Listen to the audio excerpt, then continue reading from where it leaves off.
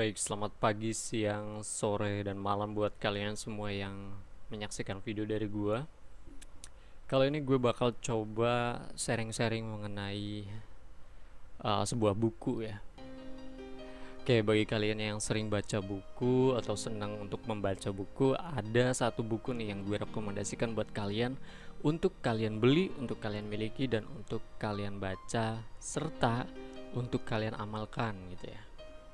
Ini buku bisa masuk ke semua agama sih ya, dan ini bersifat universal karena yang dibahas itu bukan dari sudut pandang agama ya. Judulnya adalah Quantum Ikhlas. Quantum Ikhlas karya RB Sentanu. Siapa dia? Dia adalah founder Kata Hati Institute ya. Bisa kita lihat di sini. Kita langsung searching aja ya.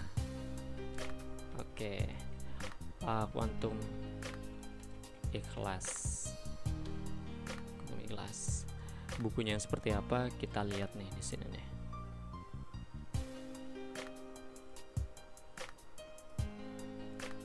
Oke, kita pilih yang besar saja supaya terlihat jelas. Oke, bukunya adalah seperti ini.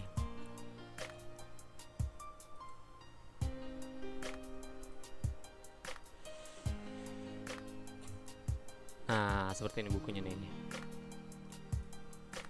Buka gambar di tab baru. Nah, jadi bukunya itu kotak ya.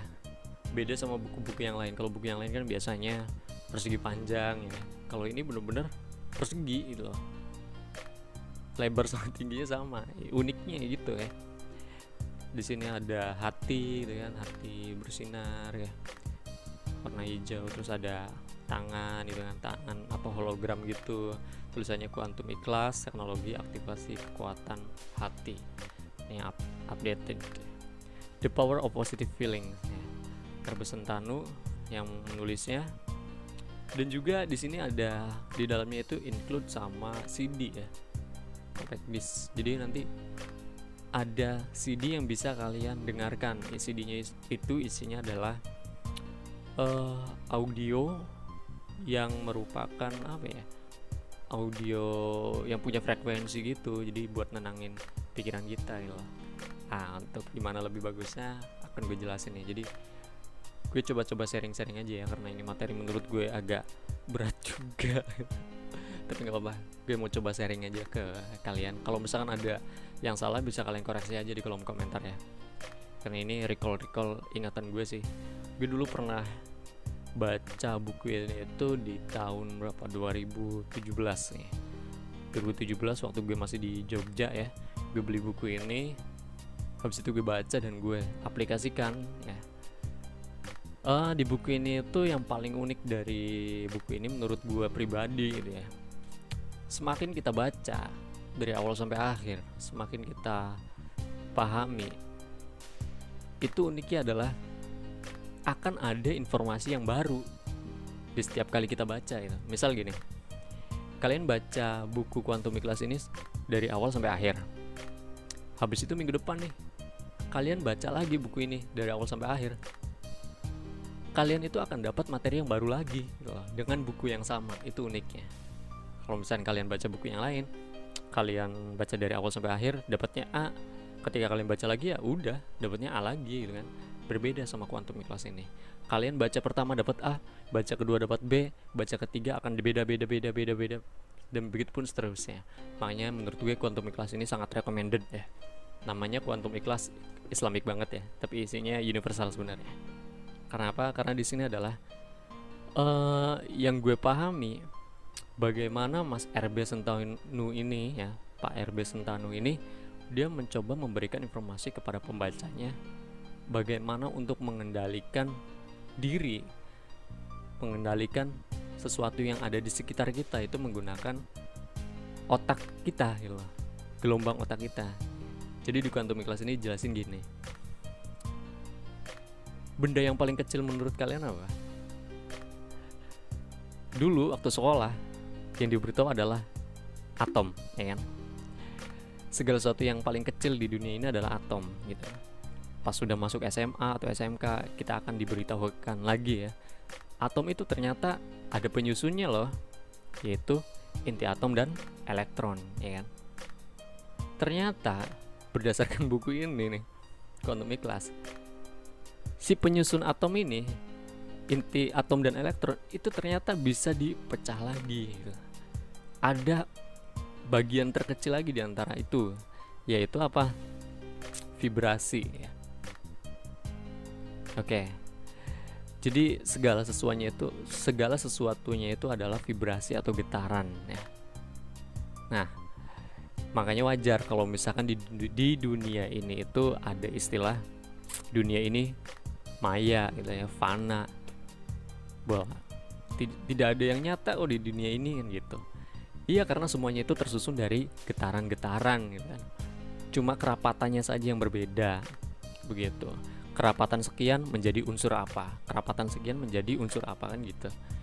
Sama seperti ikatan rantai kan. Kalau misalkan C-nya ada 4 menjadi apa? Ikatan C2 menjadi apa? Kalau misalkan C ketemu O2 menjadi karbon dioksida, kayak gitu. Makanya kalau misalkan kita pecahin lagi sedetail mungkin, ya udah, yang semua yang ada di dunia ini itu adalah getaran. Oke. Nyampe sini aja udah ribet ya. Gimana dilanjutin kan gitu. Oke. Sampai kalau misalkan sampai sini paham, gue akan lanjutin. Ya, ini sebenarnya kalau misalnya kalian mau baca Quantum Class ini, kalian harus punya basicnya dulu sih, minimal ilmu pengetahuan alamnya dulu ya. Karena di sini itu bahasanya ilmiah banget. Kalau misalnya kalian dari jurusan selain ilmu pengetahuan alam, kalian harus belajar lagi nih, harus baca dulu nih tentang kuantumnya sendiri itu, tentang ilmu pengetahuan alamnya dulu itu. Baru nanti kalian bakal nyambung. Ya, tapi nggak semuanya juga sih. Ada yang dari basic selain IPA dia bisa nyambung juga, ada banyak ya gitu. Tapi gue anjurin kalian paham dulu mengenai dasar-dasarnya gitu ya. Oke, makanya ketika gue baca buku ini menjadi wajar dong. Ada kan orang-orang dulu, kita mau mengendalikan sesuatu nih dari jauh, apa namanya, telekinesis, telepati atau apalah gitu. Sebenarnya kalau misalnya dipikir-pikir di buku ini dijelasin loh, ilmiah loh. Kalau misalkan semuanya itu adalah getaran, kalau sefrekuensi kita bisa sama dong ya, namanya juga sefrekuensi. Kalau misalkan kita sefrekuensi, kita bisa mengendalikan hal atau benda yang satu frekuensi juga gitu. Contoh simpel gini, kalian pernah dengar gak sih orang bisa mukul nih, kalian bisa mukul dari jarak jauh. Wih, kalau orang-orang biasa nih itu, wih tenaga dalamnya, wih apa nih, pakai jin nih. Sebenarnya kalau misalkan di buku ini, kalau sepenangkapan gue nih, kita tinggal samakan frekuensinya saja gitu. Antara tangan kita, otak kita satu frekuensi ya, dengan si benda yang kita tuju, kayak gitu. Makanya kalau misalkan kita udah satu frekuensi, kita bisa mukul dari jarak jauh. Caranya gimana? Gini, kalau di buku ini tuh dijelasin, namanya Quantum Class ya kan. Otak kita itu berpikir. Kalau misalkan otak kita berpikir sedang dalam keadaan sadar, itu kita masih dalam gelombang apa nih, beta ya. Kalau nggak salah beta sih ya, karena ini memori 4 tahun yang lalu sih, 3-4 tahun yang lalu nih. Kalau misalkan ada yang salah, kalian coba koreksi aja ya. Nah, beta itu adalah keadaan di mana otak kita sadar. Gelombang kita adalah gelombang beta ya, gelombang beta. Kalau misalkan kita mau lebih satu frekuensi dengan alam lagi, gimana caranya? Kita masuk ke gelombang alfa gitu lah. Gelombang alfa itu antara sadar dan tidak sadar ya gitu. Itu pikiran kita sedang tenang, frekuensinya itu sekian lah, nanti kalian bisa lihat detailnya di buku ini gitu ya. Yang pasti keadaan otak kita itu antara sadar dan tidak sadar. Bedanya apa gitu. Bedanya kalau misalnya kita sadar, apa yang kita inginkan belum tentu kita terjadi gitu. Belum tentu terjadi pada kita, karena kita nggak satu frekuensi sama alam gitu. Tapi kalau misalnya keadaan kita di alfa, kita dalam keadaan tenang, kita bisa satu frekuensikan dengan alam gitu, otak kita ya. Itu apa yang kita inginkan dan kita fokuskan, bisa terjadi loh. Gue udah pernah nyoba soal ini dan terbukti, makanya gue berani sharing di sini kayak gitu. Contoh simpelnya gini, Kalian pernah denger gak sih kalau di masing-masing agama itu diajarin untuk melakukan intinya adalah meditasi. Intinya adalah untuk menenangkan otak, menenangkan pikiran. Kita ambil contoh gini. Di Islam, setahu gue ya, kalau misalnya gue salah tolong koreksi. Di Islam dianjurkan untuk melaksanakan sholat malam, ya kan? Di agama Buddha ya, atau Hindu dianjurkan untuk melaksanakan meditasi, ya kan? Ataupun perenungan gitu, atau kalau di adat-adat Jawa kuno itu melakukan mati geni gitu ya, tidak melakukan apapun tanpa adanya cahaya, diam, tidak makan, tidak minum, kayak gitu kan. Nah, itu tujuannya apa? Itu tujuannya adalah membuat otak kita itu sama dengan frekuensi alam. Kalau misalkan frekuensi otak kita itu sama dengan alam, maka alam mengaminkan segala yang kita fokuskan, gitu ya. Itu analoginya seperti itu. Makanya di Islam, di manapun dianjurkan untuk melaksanakan meditasi. Kalau di Islam, kenapa melakukan sholat malam? Ini berdasarkan buku ini nih yang gue tangkap nih. Malam-malam manusia sedang tidur, ya kan? Otomatis frekuensi yang ada di dunia di sekitar situ itu lagi baik, karena nggak ada orang yang marah-marah, nggak ada hawa nafsu yang muncul, itu kan. Ada mungkin hal-hal negatif yang muncul, tapi tidak banyak, tidak sebanyak pagi sampai sore, gitu kan, malam hari itu. Habis itu keadaannya adalah tenang, senyap. Nah, dengan begitu otak kita itu menjadi tenang dan bisa lebih cepat untuk satu frekuensi dengan alam. Makanya kenapa kalau di Islam sholat malam lah kalian dan minta di sepertiga malam, maka doa kalian bisa terijabah, gitu. Kalau secara ilmiah seperti itu ya. Kalau misalnya kita bangun malam, kita berdoa tengah malam, kita fokuskan benar-benar, kita satu frekuensi dengan alam, otak kita, maka alam mengaminkan, maka alam mengiyakan, gitu. Ini mulai berat banget nih. Ini kalau misalnya kalian ada kesalahpahaman dari yang gue omongin, kalian tinggal ketik di kolom komentar aja ya. Jangan takut, kita sharing-sharing aja di sini. Kalau misalkan salah ya kita bisa perbaiki kan, gitu. Oke, lanjut. Intinya adalah seperti itu ya, Quantum Ikhlas. Dan sebenarnya masih banyak lagi sih hal-hal yang menarik di sini ya, bahwa otak kita itu bukan tempat sampah gitu ya. Maka simpan saja informasi-informasi yang penting gitu. Terus di sini juga kita dikasih tutorial nih bagaimana caranya supaya membuat pikiran kita menjadi ke frekuensi ikhlas atau frekuensi alfa gitu ya. Sebenarnya ada lagi nih di atasnya alfa nih, levelnya di atas frekuensi alfa itu ada namanya gamma gitu ya. Gamma itu keadaan dimana kita benar-benar tidak sadar gitu. Tapi dengan keadaan yang tidak sadar itu informasi akan cepat masuk gitu ya. Analoginya gini, kalau dalam keadaan sadar kita dikasih ilmu pengetahuan apapun, bisa saja masuk, bisa saja tidak kan gitu, tergantung dari orangnya. Kalau orangnya sering mengasah otaknya, kalau dikasih pengetahuan dalam keadaan sadar bisa masuk dong ya. Kalau misalkan orangnya dalam keadaan sadar tidak sering melatih otaknya, ketika dikasih informasi akan susah banget untuk menangkap. Itu adalah gelombang beta. Di atasnya beta itu ada alfa. Alfa itu analoginya gini, kalian pernah lihat anak kecil ya? bayi umur 1 sampai 2 tahun gitu ya. Mereka pernah diajarin ngomong sama orang tuanya nggak sih?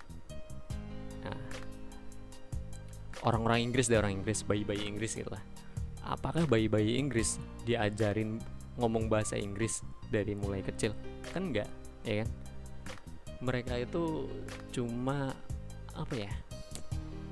Kayak tugasnya kan, anak-anak kecil itu kan tidur, makan tidur. Tapi kenapa pas gedenya dia ngikutin bahasa ibunya ya? Karena pada saat proses tidur maupun istirahat itu, gelombang si bayi kecil itu berada di gelombang alfa. Itu makanya ketika kita kasih informasi akan cepat nangkep tuh. Kalau misalnya kalian ngobrol pakai bahasa Jawa, ya maka kalau informasinya dikasih bahasa Jawa terus, si anak itu gedenya bakal bisa bahasa Jawa kayak gitu. Makanya banyak kan penelitian di luar sana, ketika bayi masih dalam keadaan kandungan misal atau baru lahir, sering-seringlah ngobrolin hal-hal yang bagus, sering dikasih murotal Al-Quran gitu kan. Tujuannya apa? Tujuannya supaya si anak itu sudah terbiasa dan dapat pengetahuan yang kita sampaikan gitu. Itu contoh simpel dari gelombang alfa ya. Kalau misalnya kita masuk lagi ke level yang paling tinggi nih, itu adalah gelombang gamma. Oke, gelombang gamma ini agak ribet nih, agak berat. Case-nya gini, contoh kasusnya gini. Kalian pernah denger orang yang gini nggak? Orang suatu malam dia tidur, orangnya itu bodoh gitu ya, bisa dibilang tidak mengetahui pengetahuan apapun. Tapi ketika dia bangun dari tidur, dia tiba-tiba bisa bahasa yang lain gitu, bahasa Rusia, bahasa Jerman kah gitu. Atau misal seseorang sedang kecelakaan, koma ya kan, habis itu bangun-bangun dia bisa bahasa si dokternya dari Arab, dia bisa bahasa Arab padahal dia nggak bisa bahasa Arab sama sekali tadinya tuh gitu. Atau tiba-tiba orang koma habis itu bangun, dia hafal Al-Quran. Dia bisa mengetahui kitab apa gitu, kitab kuning atau kitab Safinatun Najah atau apapun itulah. Koreksi jika saya salah ya. Pernah gak sih kalian dengar kayak gitu? Bagi yang pernah dengar, itu real men. Itu real coy. Karena di buku ini kita bakal dapat penjelasannya ya. Yang gue tangkap dari hal ini adalah ketika gelombang otak kita masuk ke bagian gamma ya, kesadaran kita itu hilang. Tapi dengan kesadaran kita yang hilang, kita bisa memperoleh informasi dengan cepat gitu loh. Makanya di situ bisa, kalau bahasa orang-orang apa ya, orang-orang daerah, orang tempatku itu, orang-orang Jawa itu dibilangnya adalah wangsit. Wih, dapat wangsit lo ya, kayak gitu, dapat karomah ya, kayak gitu. Itu sebenarnya dia sudah memasuki area gelombang gamma gitu. Sebenarnya masih banyak lagi sih di buku ini yang dijelasin, tapi beberapa itu dulu aja. Semoga kalian bingung. Dengan kebingungan kalian beli buku ini lalu kalian baca. Yang pasti di buku ini ada CD-nya, kalian bisa langsung praktek, kalian bisa langsung mengaplikasikan dan bisa membuat diri kalian menjadi positive feeling. Positive feeling itu gini, kalau yang gue dapetin nih, gue dulu pernah di Jogja ya, pernah tinggal di Jogja. Waktu itu gue pernah punya keinginan, beberapa keinginan gitu ya. Gue baca buku ini, gue praktekin. Hal yang penting di buku ini adalah segala sesuatunya itu akan terjadi kalau kita fokus pada hal itu ya. Kalau kita fokus, ingat-ingat ya, kalau kita fokus dan hilangkan segala keraguan yang ada gitu. Kalau misalkan gini, kalian pernah denger gak sih yang miskin makin miskin, yang kaya makin kaya, gitu ya. Itu sebenarnya simple banget penjelasannya di buku ini nih. Si miskin ketika dia punya uang gitu ya, dia takut gitu loh. Aduh, gimana kalau misalkan uang ini habis? Aduh, gimana kalau misalkan ini? Aduh, gimana? Dia ada ketakutan untuk menjadi kaya. Yang dia fokuskan adalah takut. Ya udah, dia nggak bakal bisa jadi kaya coy. Nah, si kaya kenapa bisa makin jadi kaya? Karena dia fokuskan adalah si kekayaannya itu. Dia nggak takut menjadi miskin. Makanya dia bisa menjadi makin kaya gitu kan. Karena dia punya duit banyak, ya udahlah, gue sedekah aja ya kan. Toh ini duitnya dari Tuhan, udah gue kembalikan lagi kepada Tuhan, tenang. Kuantum ikhlas kok, penting ikhlas.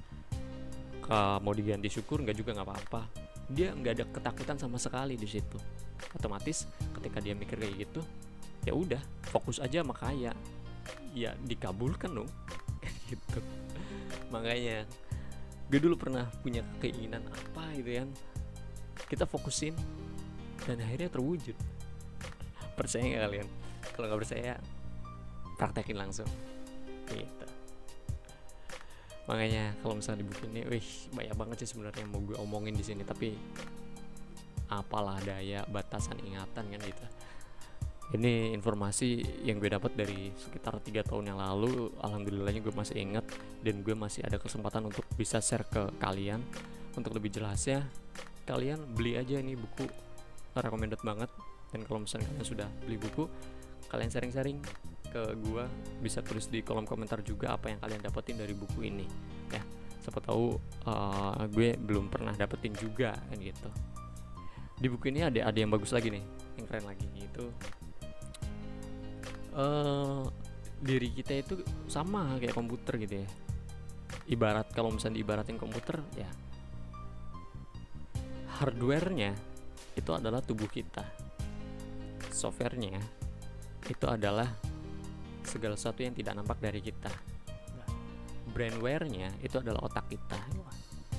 Sama kalau misalnya kita mau punya komputer yang bagus, performa yang bagus ya kita harus update dong ya. Begitupun dengan tubuh kita, dengan diri kita harus update. Nah gitu. Di update-nya gimana? Kalau tuh hardware kita ya hardware update-nya dengan olahraga, dengan menjaga kesehatan. Software sama brainwave-nya gimana? Ya dengerin buku ini, dengan baca buku ini, dengerin CD-nya, habis itu meditasi, nenangin otak, fokusin sama yang kita inginkan, fokusin sama positive feeling gitu kan. Karena manusia itu berbeda dengan magnet. Kalau misalkan magnet dia punya sisi negatif, yang datang positif. Kalau magnet sisinya positif akan menarik hal-hal yang bersifat negatif. Beda sama manusia. Kalau kita memberikan magnet negatif, yang masuknya negatif juga. Kalau kita punya magnet positif ya, hal-hal yang positif akan datang ke kita. Ngeri banget omongan gue nih. Ya itu aja lah, jangan lama-lama ya. Yang penting kalau misalnya ada salah dari gue, kalian bisa langsung komen aja, kritik ya, apa yang salah dari gue. Gue sengaja nggak buat draftnya, nggak buat presentasinya, powerpointnya atau apa, biar kalian baca sendiri lah ya. Mau menarik atau enggak terserah di kalian, yang penting gue buat apa adanya. Ini opini dari gue coba mau recall ingatan gue tentang buku ini. Kalau misalnya ada kesalahan bisa langsung dikoreksi. Kalau misalnya ada tambahan, kalian bisa nambahin ya, kalian bisa nambahin di kolom komentar. Oke, itu sekian dari gue. Sampai jumpa di video-video selanjutnya dan see ya, goodbye.